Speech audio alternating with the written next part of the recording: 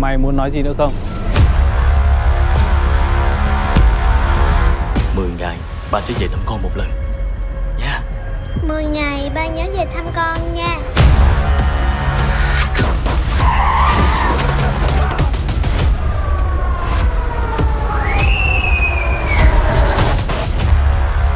Con gái tao quý giá hơn sinh mạng của tao.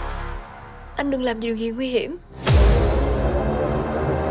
Mày chỉ để một bàn tay nó sống.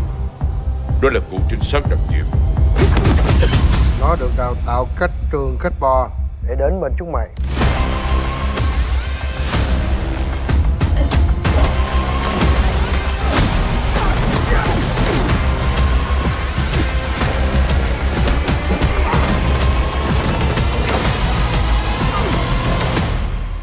Để tao đoán nhá.